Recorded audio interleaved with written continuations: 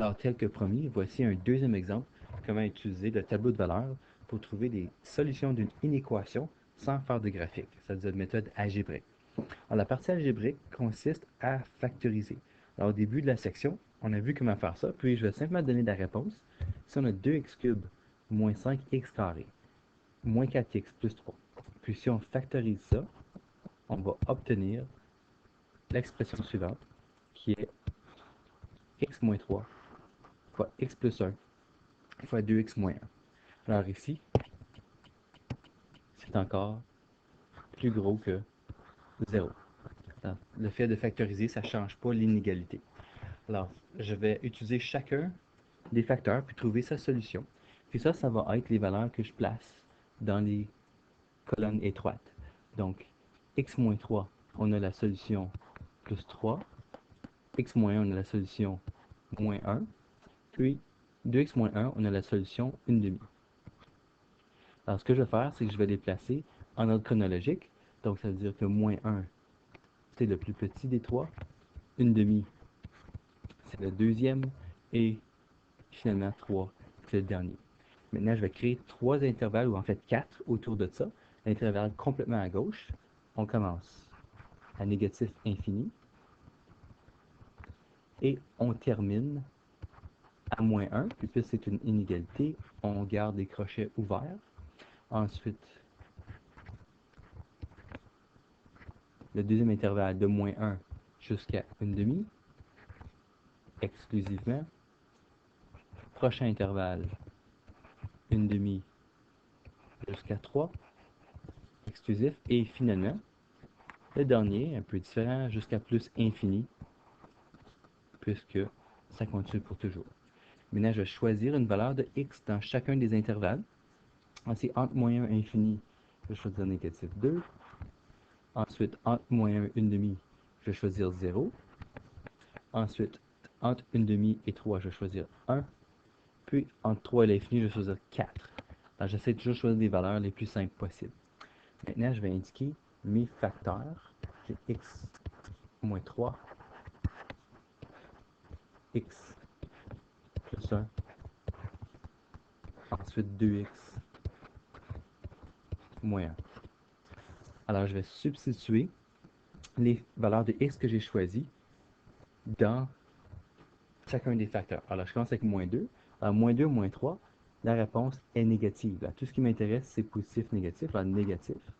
Ensuite, dans le deuxième facteur, moins 2 plus 1, ah, ça encore, ça va être négatif. Et finalement, 2 fois moins 2, c'est moins 4, moins 1, c'est définitivement négatif encore. Maintenant, je vais utiliser la valeur de négatif 1. Alors, moins 1, moins 3, c'est négatif. Moins 1 plus 1, c'est 0. Puis, 2 fois moins 1, c'est négatif. Ensuite, maintenant, je vais essayer avec 0. Ah, lui, c'est vraiment le plus facile. 0 moins 3, c'est négatif. 0 plus 1, c'est positif. Puis ensuite, 2 fois 0 moins 1, c'est négatif. Maintenant, j'essaye 1 demi. Alors, 1 demi moins 3, c'est négatif. 1 demi plus 1, c'est positif.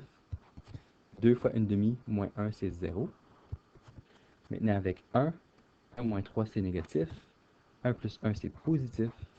Puis ensuite, 2 fois 1, qui est 2, moins 1 est positif aussi.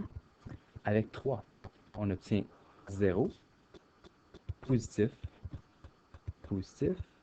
Alors, si on le fait au long, là, le deuxième facteur, c'est 3 plus 1, c'est 4, c'est positif. Le dernier, 2 fois 3, 6, moins 1, c'est 5, donc c'est définitivement positif. La dernière valeur, 4. Alors, 4 moins 3, c'est positif. Ensuite, 4 plus 1, c'est positif encore. 2 fois 4, 8, moins 1, ça donne 7, qui est positif encore.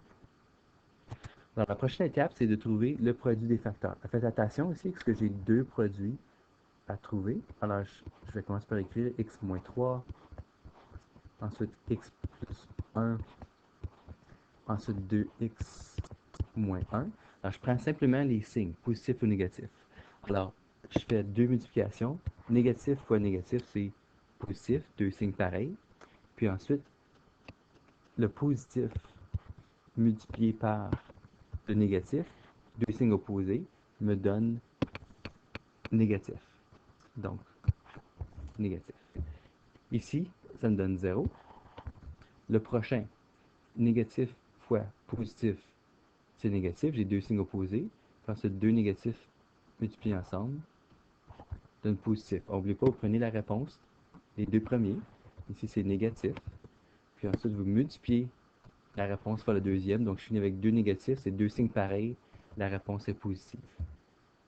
Le prochain, j'ai un 0, donc j'ai même pas besoin de faire de vérification. Ça doit donner 0. L'avant-dernier intervalle ici qui m'intéresse, j'ai deux signes opposés qui donnent négatif quand j'ai multiplié. Ensuite, encore deux signes opposés qui vont être multipliés ensemble, qui va donner une valeur finale négative.